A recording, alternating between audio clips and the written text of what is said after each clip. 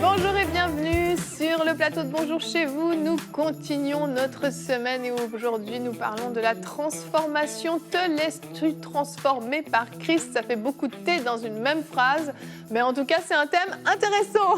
Salut mes gars. Bonjour Evelyne. Il y avait trop de T, je me suis perdue là. En plus, trop de thé, en plus de l'orgue. Evelyne, je devais jouer de l'orgue une fois cette semaine au moins. C'est clair, chaque Avant semaine de tu vas relâcher jouer de l'orgue. Tu sais pourquoi il joue de l'orgue? Non. Parce qu'en fait, dans notre nouveau jingle, il y a de l'orgue. Moi, j'avais même pas remarqué, mais Frank a remarqué qu'il y avait de l'orgue et il fait l'orgue à chaque fois. Ah ouais, c'est ce qui fait tout, waouh, le charme Ouais. de nouvelle intro et de la musique. Ouais, on est fan en fait, donc bon, chaque semaine on va en parler pendant environ 10 mois. J'espère que vous êtes prêts.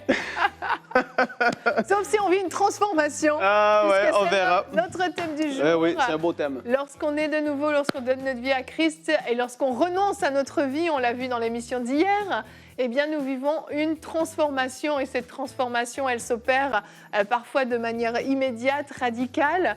Pour d'autres, ça prend plus de temps, mais quoi qu'il en soit, pour tout le monde, elle va durer toute la vie. Nous allons de gloire en gloire, mais nous devons vivre une transformation. Et on en parle aujourd'hui avec toi, Yanis, tu es notre invité de la semaine. Tu seras encore avec nous demain. Et aujourd'hui, tu vas faire une rubrique conseil du coach, comment devenir un homme nouveau, c'est ça? Exactement. Et merci de m'inviter. C'est toujours un plaisir, voyons. Il fait partie de l'équipe, Yanis. Eh oui, et là, maintenant qu'il peut voyager à nouveau, on va pouvoir l'avoir à tous les mois, ici, au Canada. Non, c'est Ça. Il aime c'est pas beaucoup, vrai. Il aime beaucoup voyager. Ben oui, L'avion surtout. Oui, l'avion, après un petit 6 heures de décalage horaire, c'est la rigolade, il est quoi. prêt à partir. Super. Prêt. Bon, nous, en tout cas, on est prêts à commencer cette émission. On va parler de transformation. On commence avec la pensée du jour. On entend beaucoup parler de gens qui sont progressistes, autant au niveau du gouvernement, des partis progressistes, et des gens qui le sont aussi, qui veulent voir des choses changer. Et la définition en fait d'un progressiste, c'est qui est partisan du progrès politique, social, économique, mais souvent, ça va être de progresser dans une mauvaise direction, en accord avec la parole de Dieu, évidemment, parce que les mouvements progressistes vont souvent aller à l'encontre de ce que dit la parole de Dieu, pas tout le temps, mais souvent. Ce qui est sûr, c'est qu'on est appelé des progressistes spirituels, c'est-à-dire des gens qui vont chercher à aller dans une direction de l'esprit qui va vouloir nous amener à être à la même image que Jésus. On n'est pas appelé à rester comme on est appelé à progresser dans une direction pour ressembler à Jésus, autant au niveau de son caractère que dans sa façon d'aimer les gens autour de nous, etc. Maintenant, il y a un verset en particulier que je veux pouvoir vous partager. Ça se trouve dans 1 Jean, chapitre 2. Ça nous parle ou en tout cas, ça nous donne une définition de quelqu'un qui a véritablement rencontré Jésus dans sa vie. La parole dit, « Si nous gardons ses commandements, par là, nous savons que nous l'avons connu. » Tout simplement, juste ce verset-là, le verset 3. « Si nous gardons ses commandements, par là, nous savons que nous l'avons connu. Et celui qui dit, je l'ai connu, et qui ne garde pas ses commandements est un menteur, et la vérité n'est point en lui. Mais celui qui garde sa parole, l'amour de Dieu est véritablement parfait en lui. Par là, nous savons que nous sommes en lui. » C'est énorme et ça semble être une lourde tâche pour certaines personnes. Peut-être que vous venez tout juste de rencontrer Jésus dans votre vie, ça fait peut-être quelques semaines ou quelques mois, et vous vous dites, mais l'amour de Dieu parfait en moi, je dois être comme lui, si je ne garde pas ses commandements, je ne suis pas comme lui, je ne l'ai pas rencontré. Il faut comprendre qu'on est appelé à progresser dans notre vie chrétienne, et comme que vous l'avez vu déjà cette semaine, Evelyne, dans une autre émission, la sanctification et l'œuvre du Saint-Esprit, c'est une œuvre qui se fait pendant toute notre vie. Donc, c'est continu, c'est une œuvre qui est continuelle, qui est continuellement là en train de s'appliquer. Et puis, on doit être prêt à non seulement se laisser façonner par le Saint-Esprit, mais on doit aussi prendre position et dans notre vie, comme on dit, écraser la chair. C'est-à-dire qu'on va avoir un rôle à jouer aussi. On va en parler dans la discussion à ce niveau-là. Mais le Saint-Esprit veut nous amener à un point où, encore là, c'est l'apôtre Jean qui en parle, qui nous dit « N'aimez point le monde, ni les choses qui sont dans le monde. Si quelqu'un aime le monde, l'amour du Père n'est point en lui. » Le Saint-Esprit veut nous amener à être comme Jésus dans sa façon d'aimer, dans sa façon de vivre pour l'éternité, non pas pour les choses qui sont sur la terre, et tout ça. Et ça se fait progressivement par l'aide du Saint-Esprit et dans nos propres vies en écrasant la chair et les désirs qui vont vouloir faire rage en nous. Cette pensée, je voulais vous amener à réfléchir et à vous dire, mais est-ce que je progresse dans ma vie? Est-ce que je suis en train de devenir comme Jésus ou est-ce que je suis stagnant depuis tellement d'années et je dois faire quelque chose de radical, je dois changer ma façon d'être ou ma position spirituelle que j'ai peut-être adoptée depuis des années. Je vais à l'Église, mais rien ne change parce que ce n'est pas possible. Et ça, je le dis toujours, ce n'est pas possible pour moi d'avoir rencontré Jésus et de rester le même. Oui. Lorsqu'on rencontre Jésus, les choses dans nos vies vont changer. Pour des gens qui ne connaissent pas Jésus, ils disent, mais changer, tu vas changer, tu es correct comme que tu es. Mais ta personnalité peut être ce qu'elle est, Dieu te l'a donné, mais dans ton caractère et dans ta façon d'être, Dieu veut t'amener à un autre niveau de gloire. Et c'est par l'aide du Saint-Esprit et par aussi le fait de pouvoir crucifier la chair, comme on l'a dit, que tu vas pouvoir y arriver. Merci, Frank. On a fait un petit sondage sur notre chaîne YouTube les dernières semaines et j'ai été intéressée de voir le résultat. Nous vous avons demandé votre caractère a-t-il changé depuis que vous êtes au Seigneur? Vous avez été 14% à dire que vous avez été complètement transformé. Alléluia. Wow! 80%, je lutte encore avec certains traits, mais j'y travaille. 4%, non, je suis toujours le ou la même. Et 2%, j'avais déjà un très bon caractère, gloire à Dieu pour vous. Amen! Et J'ai puis, aimé les 80%. ouais. Parce qu'en fait, c'est normal de lutter encore avec certaines choses, dans le sens, comme on l'a dit, on va de gloire en gloire, on progresse, c'est normal. Mais ce qui n'est pas normal, c'est si dans 2 ans, vous luttez encore pour les mêmes choses. C'est là le problème, c'est qu'on a des choses, plus on grandit, plus on va mettre le doigt sur certaines choses de notre caractère. Au début, on va gommer tout ce qui est le plus visible, qui est le plus piquant, les pics les plus grosses, on va gommer. Mais petit à petit, on arrive plus dans le détail. Et il y a des choses parfois qui vont ressortir, juste dans certaines circonstances, des traits de caractère ou des pensées, des manières de penser, de réagir, de comprendre même la parole de Dieu, où on va se dire, ah là, je dois encore vivre une transformation, je dois encore vivre un renouvellement de l'intelligence. Et puis on avance comme ça, petit à petit, avec l'aide de Dieu, par la grâce de Dieu, et on change et on grandit. On n'arrive qu'à grandir spirituellement. Personne voudrait avoir un enfant qui reste un bébé toute sa vie, et c'est pareil pour Dieu. L'apôtre Jean explique, et quand il s'adresse dans sa première lettre, comme ça, là, dans 1 Jean, il dit « Je vous écris, petits enfants, je vous écris, jeunes hommes, Oui. et je vous écris à vous, les pères, ceux qui sont arrivés à une stature de maturité. » Et ça nous explique les différents niveaux spirituels qu'on peut avoir. Et ce n'est pas normal de rester un petit enfant tout au long de notre vie. Et donc, c'est ce que tu dis, Evelyne, c'est exactement ça. Et c'est de faire l'analyse et de s'arrêter et de dire, est-ce que dans la dernière année, est-ce que même dans cette dernière année, je suis arrivé à quelque part d'autre ou est-ce que comme j'ai commencé l'année, je suis comme que j'étais ou je suis encore peut-être même pire? Pour certains, c'est une réalité. Oui. Tu peux régresser, tu deviens, tu es colérique comme que tu l'étais il y a 15 ans et tu te dis, mais qu'est-ce qui m'arrive? Je suis en train de régresser. C'est pas forcément normal et c'est pas ce que Dieu veut, mais il faut faire des analyses aussi. Yanis. Non, je pense que le principe de la crucifixion, crucifier la chair et ses passions, On est dans un bon patois de Canaan, là, Yanis, comme tu les aimes.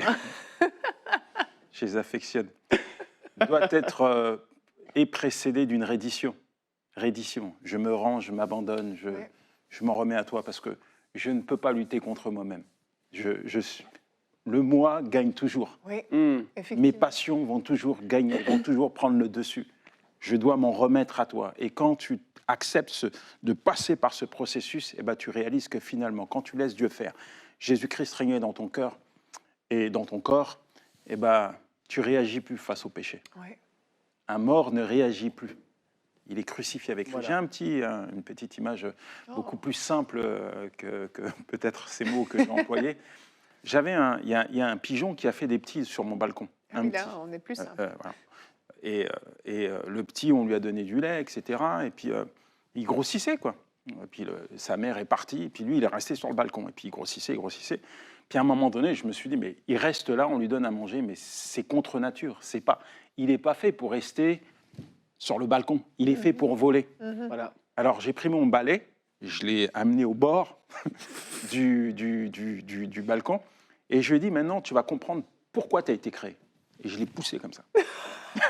Bien fait. Il est tombé, boum, et il a pris son envol. Tout ça pour dire que aujourd'hui, je pense que on engendre des bébés, des assistés spirituels, et qu'à un moment donné, c'est des handicapés spirituels parce qu'ils ne grandissent pas. Mhm. Ils prennent plaisir lorsqu'on les assiste. Et il y a un vrai message de la part de l'Église. On dit souvent, oui, dans les églises, quand on prêche la consécration, on vit de l'Église parce que les gens aiment qu'on aille dans leur sens, qu'on les cajole afin qu'ils puissent se complaire dans leur vie sans faire de sacrifice. Mais non, non. La parole de Dieu, elle te bouscule, elle te change, elle te transforme et elle porte du fruit. Et il ne faut pas te battre contre la parole de Dieu, il faut l'accepter, il faut la mettre en pratique. C'est très important. Ouais.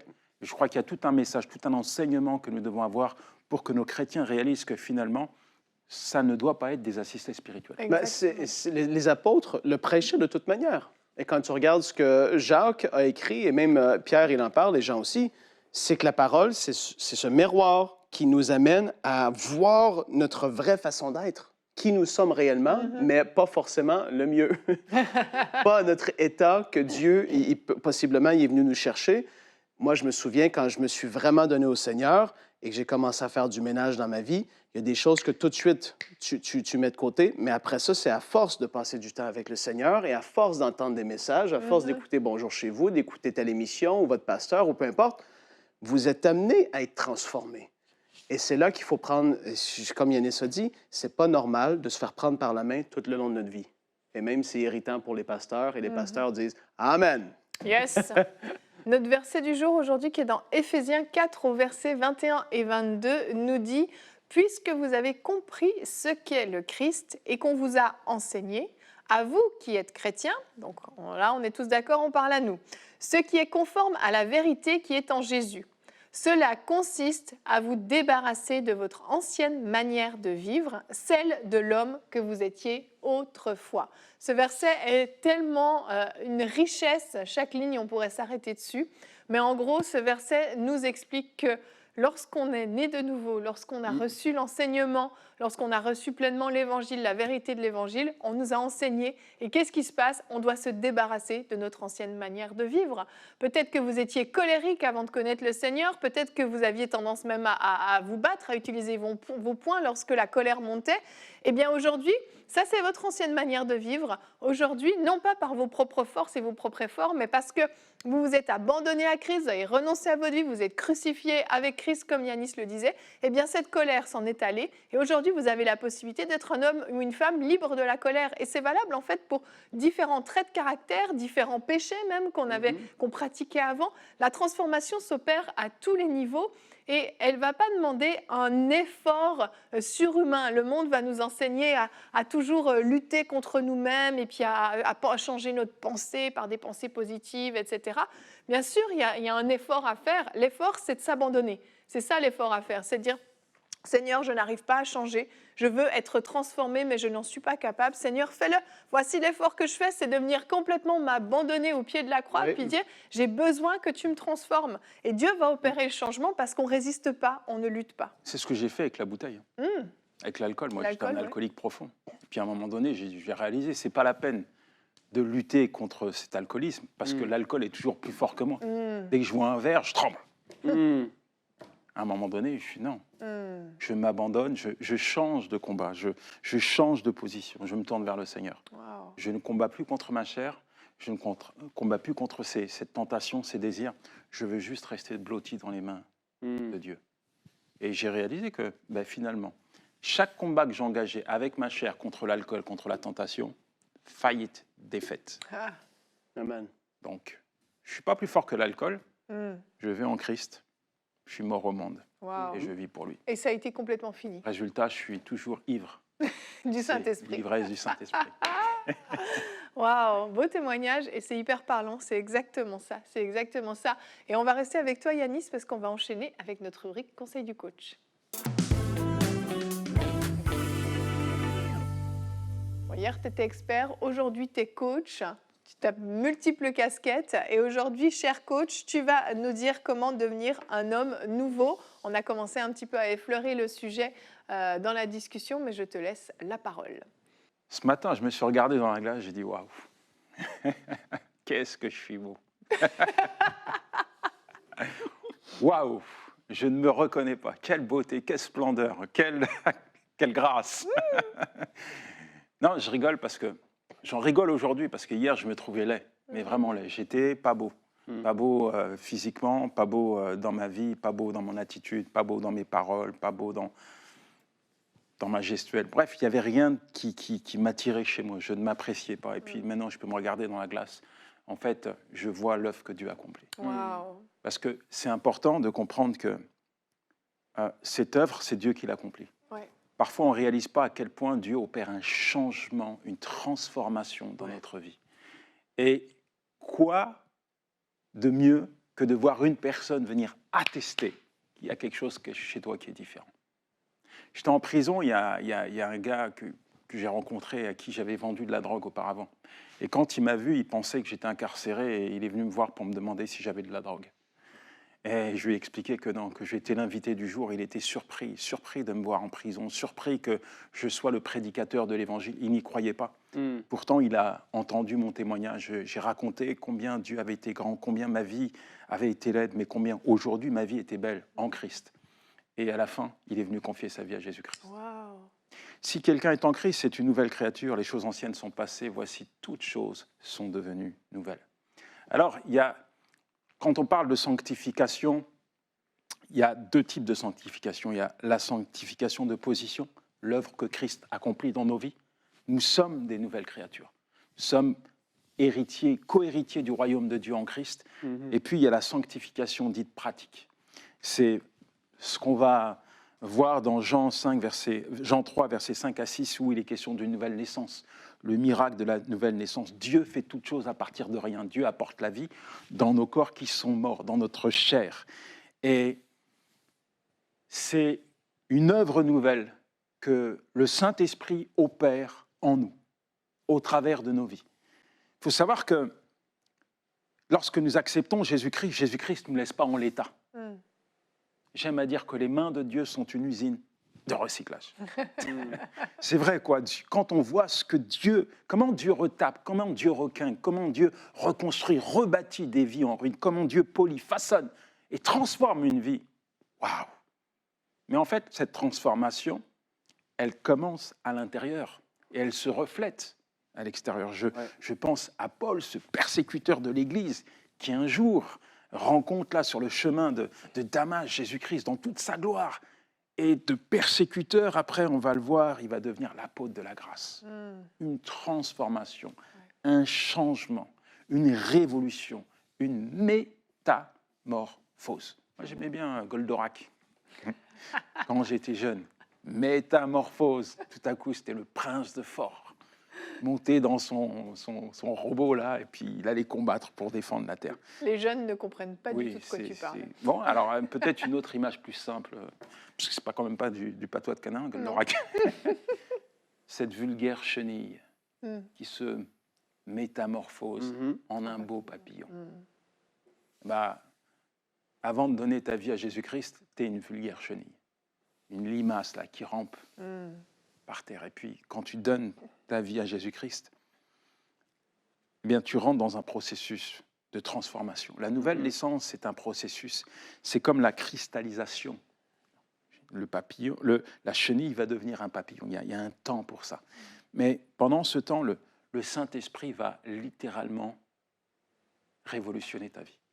Il y a des choses que seul le Saint-Esprit est capable d'opérer dans ta vie. Le Saint-Esprit te connaît. Le Saint-Esprit connaît tes failles, tes faiblesses, tes forces, tes lacunes. Le Saint-Esprit sait tout ce qui touche de près, de loin ta vie. Le Saint-Esprit connaît ton passif et il sait également comment le diable va opérer pour te ramener en arrière, parce que c'est l'objectif du diable. Alors le Saint-Esprit va t'équiper. Le Saint-Esprit va se charger de porter son bon fruit dans ta vie. Le Saint-Esprit va recentrer tes centres d'intérêt. Il va te faire haïr le péché et aimer la justice de Dieu. Comment est-ce possible? Comment je peux haïr tout ce qui fait partie de ce monde, tout ce qui est tellement attrayant?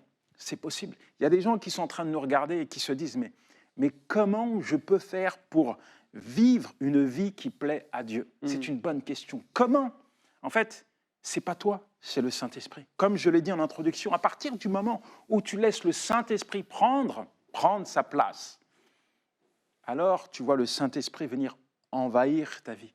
Tout à coup, il y a la lumière du Saint-Esprit qui vient illuminer ta conscience et ton cœur. Tout à coup, il y a le Saint-Esprit qui te pousse à appliquer la parole de Dieu et à aimer la volonté de Dieu. Moi, par avant, je pensais que donner ma vie à Jésus, c'était simplement aller à l'église le dimanche. Je ne peux pas aller à l'église la semaine, ce n'est pas possible, c'est trop pour moi. Et la semaine, je vivais pour moi ma petite personne, mes petits intérêts. Et je suis un bon chrétien le dimanche, et pour moi, j'étais un chrétien, voilà, normal. Mais non, c'est pas ça, c'est pas ça. En fait, quand tu donnes ta vie à Jésus-Christ, le Saint-Esprit va faire que Jésus-Christ deviendra un tout dans ta vie. Et c'est tellement beau de voir qu'il y a une soif que le Saint-Esprit va opérer en toi. Le Saint-Esprit va te donner la soif de rechercher la présence de Dieu dans la prière, de lire la parole de Dieu, afin que réellement tu puisses comprendre la volonté de Dieu. Souviens-moi, j'ai jamais lu un livre jusqu'à 24 ans. Franck, tu crois ça?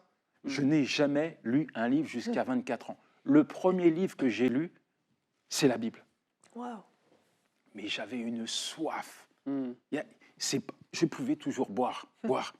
Cette soif-là, elle n'était pas humaine. Elle était divine. Je lisais la parole de Dieu. Je découvrais un trésor, je me découvrais, parce que la parole de Dieu me lisait également, me montrait mes défauts, me montrait ce que le Saint-Esprit souhaitait corriger dans ma vie. La parole de Dieu m'amenait à maturité. Un jour, j'ai fait un rêve. J'étais en train de manger une Bible. Je mangeais une Bible et j'ai lu la Bible en 3 mois. Wow. Mais bon, on peut toujours lire la Bible même en une semaine. Ce qui est important, c'est de l'appliquer. Je suis heureux aujourd'hui. Je suis heureux. Heureux. La plus belle rencontre que j'ai faite, cette rencontre, c'est avec Jésus-Christ. C'est lui qui a opéré un changement en moi. Et je crois que peut-être tu te poses plein de questions. Peut-être que tu as des standards qui sont élevés. Tu te dis non. Je regarde les autres, ils marchent de cette manière, ils fonctionnent de cette manière. Ils ont réussi à comprendre ce que moi, je n'ai pas compris. Mais j'aimerais te dire que Dieu ne fait pas de favoritisme. Amen. Et que le Saint-Esprit est disposé maintenant à prendre toute la place qui lui est due dans ta vie. Et que le Saint-Esprit est capable également de révolutionner ta vie. Il faut peut-être que tu puisses comprendre qu'accepter Jésus-Christ, c'est une reddition. C'est une reddition. Seigneur, c'est plus moi qui vis, mais c'est toi qui dois vivre au travers de moi. Je suis heureux aujourd'hui. Je suis heureux parce que finalement, j'ai lutté, j'ai bataillé contre la chair, contre des passions, contre des choses ignobles. Et puis, Jésus-Christ, le puissant Sauveur, est entré dans ma vie et il a fait de moi un homme nouveau. J'ai 24 ans. 24 ans. Je n'ai pas eu de vie pendant 25 ans, j'ai 24 ans aujourd'hui. Wow. Je vis depuis que j'ai donné ma vie à Jésus-Christ. Amen. Je considère que je n'ai pas eu de vie et je bénis Dieu de ce qu'il est entré au bon moment dans ma vie. Au bon moment. J'ai fait le bon choix. Ouais. J'ai fait le bon choix au bon moment et ce n'était pas trop tard. Alors, pour toi qui me regarde, pour toi qui veux savoir comment être une nouvelle personne, j'ai envie de te dire, laisse-toi faire. Laisse-toi faire. Arrête de lutter, arrête de combattre, arrête de remettre à demain les changements que le Saint-Esprit souhaite opérer dans ta vie, parce que peut-être que demain n'arrivera jamais. C'est maintenant que tu dois laisser le Saint-Esprit opérer en toi quelque chose de nouveau. Et lorsque le Saint-Esprit va prendre toute sa place, tu vas voir, tu vas manifester son fruit. Tu seras en paix. C'est vraiment important, la paix. La paix n'a pas de prix. La paix n'a pas de prix. Ouais. Tu seras dans la joie. Tu seras plein de bonté et de compassion. Ouais. Et les gens, ils étaient colériques. J'ai fait un sondage. Il y a des gens, la colère, c'est terrible, ça te ronge, ça te mine.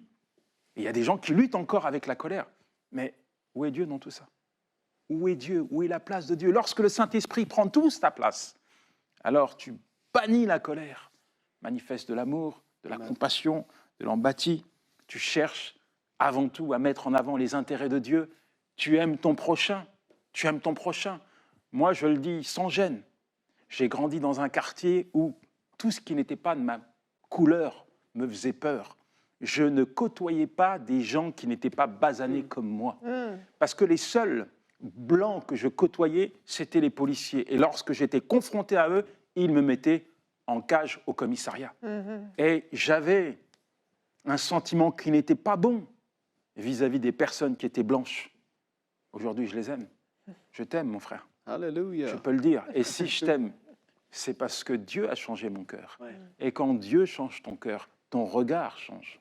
Ta manière de te comporter change. Ta manière d'être change. Ta vie tout entière change. C'est tellement beau. Ouais. Alors faites mourir les membres qui sont dans votre chair. Et puis, dépouillons-nous du vieil homme et de ses actes. Ouais. Revêtons l'homme nouveau, créé pour être semblable à Dieu et vivre dans la justice et dans la sainteté. Chaque jour, laisse le Saint-Esprit te dépouiller de ta personne, de ton moi. Il faut que le moi soit détrôné afin que Jésus-Christ vienne régner dans ton cœur. Yes, amen. Amen. Merci Yanis, merci beaucoup.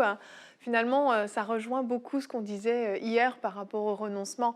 On comprend que si dès le départ, en fait, on n'a pas pleinement renoncé à notre vie et renoncé donc à nos mauvais traits de caractère, renoncé à nos mauvaises manières de penser, à notre mauvaise manière de vivre, ce renoncement va amener ensuite la transformation. Et j'aimerais vous donner l'opportunité, si vous nous écoutez en ce moment, vous nous avez écouté hier, vous nous écoutez aujourd'hui et vous dites, mais moi, je crois que je suis passée à côté. Je suis passée à côté du but. Et aujourd'hui, j'aimerais vous donner l'opportunité que vous puissiez donner entièrement votre vie au Seigneur. Pas juste un peu. Que vous renonciez à votre vie, que vous viviez cette transformation extraordinaire et que vous puissiez commencer cette marche avec Dieu. Vous pouvez simplement lui dire, Seigneur Jésus, je m'abandonne à toi.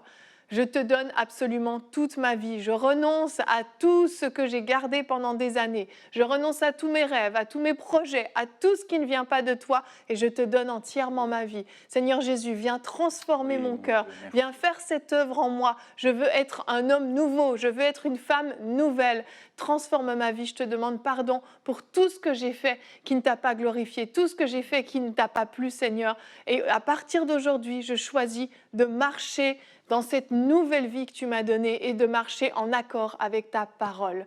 Et vraiment, si vous avez fait cette prière de tout votre cœur, si vraiment vous prenez la décision de renoncer à votre vie et de dire à Jésus, je te donne toute ma vie, fais-en ce que tu veux, vous pouvez dès aujourd'hui vivre cette transformation, devenir cette nouvelle personne et aller de gloire en gloire, être transformé de plus en plus semblable à Jésus-Christ. Et on va se réjouir pour vous et vous pouvez nous envoyer vos témoignages. Vous allez sur emcitv.com/témoignages et vous nous racontez ce que Dieu a fait dans votre vie, cette transformation extraordinaire qu'il a opérée en vous lorsque vous lui avez donné toute votre vie.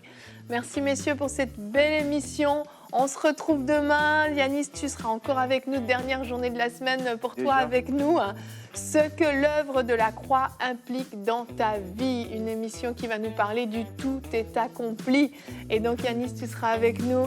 On se retrouve demain. Merci de nous avoir suivis et bonjour chez vous.